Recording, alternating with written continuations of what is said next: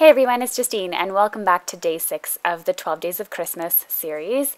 And I am just guest designing today for Justine Designs, who makes those really cutesy critter stamps.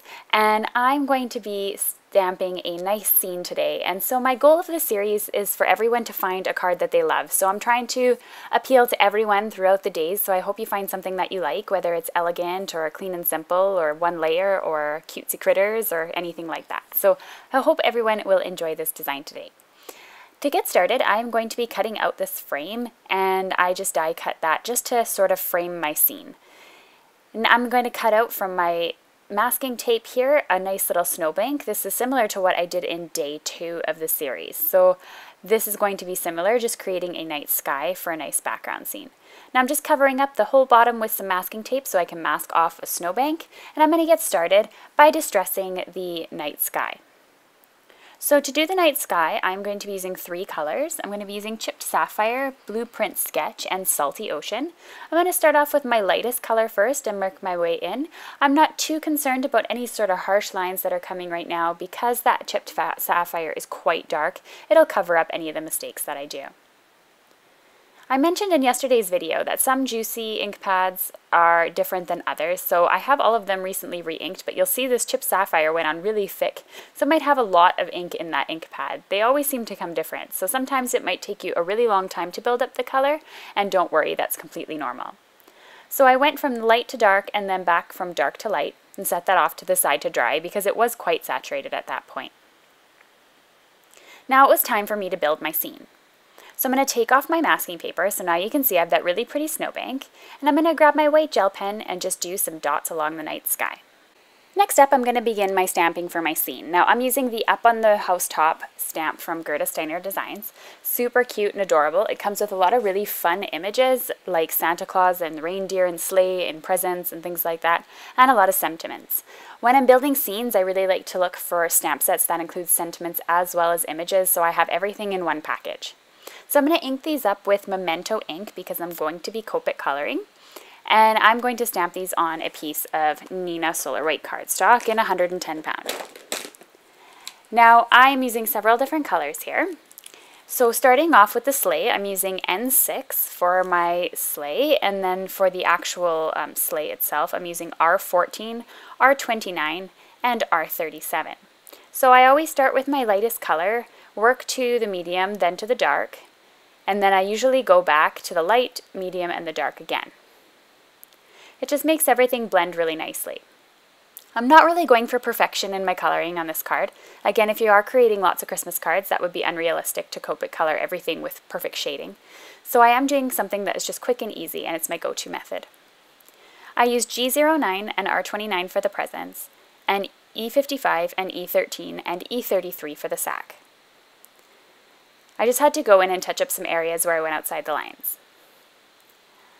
I then went in and did the N6 again, which is the same I used on the sleigh for the hoofs. I went in with E15 and E17 for my little Rudolph here, and I used the darker areas on the horns and the ears. I also went in with a little bit of light gray on the tail to make it look more realistic. Next up was placing my dies and getting everything all cut out. Having coordinating dies is really awesome. It also makes a nice little white border around each of the dies. So I put them down with washi tape, put them into my machine, and cut them all out. Now I'm ready to start building my scene. So I'm just going to pop out all of my images here, and I'm careful with the washi tape just in case it was really sticky. I don't want anything to rip, so just peeling it off slowly will ensure that that doesn't happen.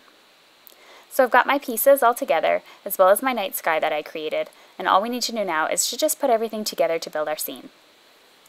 Now because the dies leave a small little white border, I had to cut off the top of the white border on this one because I wanted to stick the presents inside the sleigh. So I just cut off the top there to make it look a little realistic, and then I stuck my sack of presents inside the sleigh. It was really easy. And this reindeer here reminded me a little bit of Max from The Grinch. He had this sort of look like, I don't want to pull the sleigh, so I played around a little bit. Was he going to be pulling the sleigh? Was he going to be sitting in the sleigh?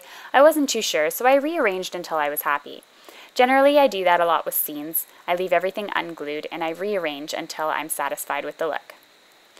So I glued down the sack of presents first, and I glued the sleigh over top to make it look like they were in the actual sleigh themselves. And I glued down Max the reindeer, as I'm going to call him, and I just simply added him to the sleigh, almost as if he were responsible for pulling it.